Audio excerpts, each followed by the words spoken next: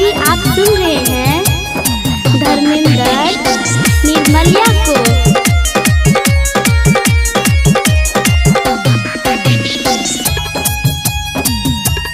माँ Gayatri recording studio.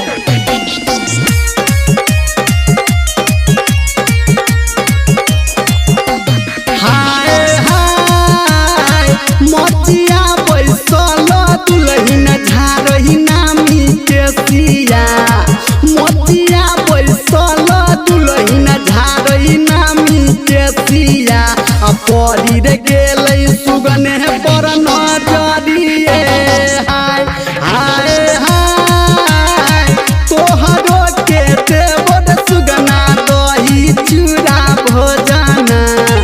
तोहरो के देवर सुगना दही चूड़ा भोजना।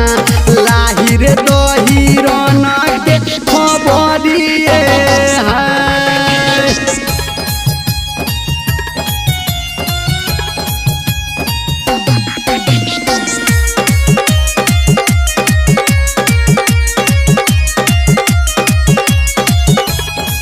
अभी आप सुन रहे हैं सावरिया म्यूजिक।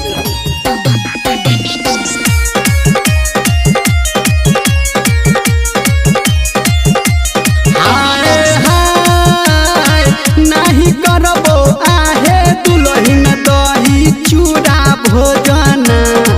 नहीं करबो आहे दुलहिन दही चूड़ा भोजना।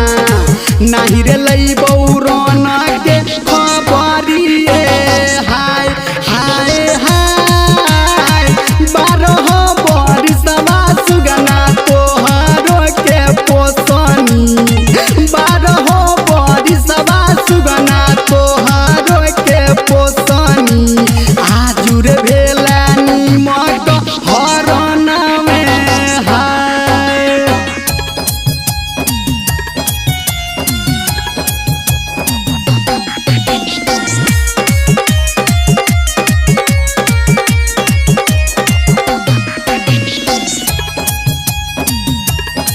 माँ गायत्री रिकॉर्डिंग स्टूडियो।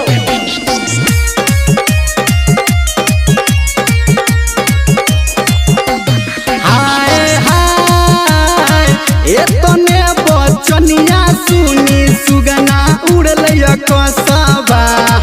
एतने बचनिया सुनी सुगना उड़लै कसबा।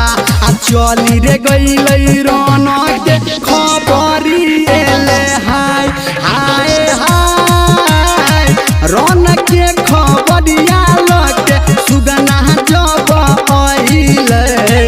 रन के खबरिया लके सुगना जब अइलै।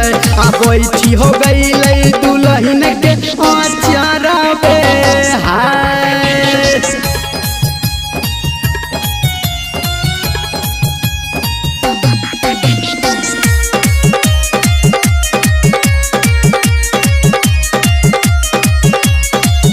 अभी आप सुन रहे हैं धर्मेंद्र निर्मलिया को।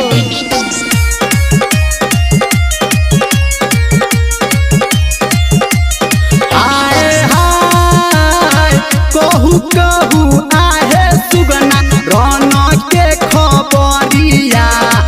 कहू कहू आहे सुगना रन के खबरिया। आ कैसन छथिन सहित दुनु भइए।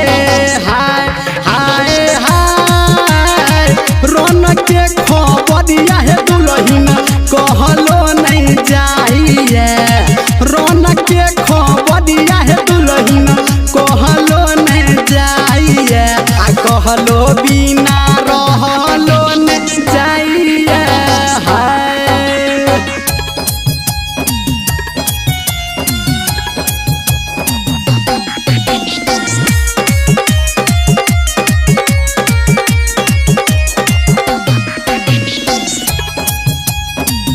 माँ गायत्री रिकॉर्डिंग स्टूडियो।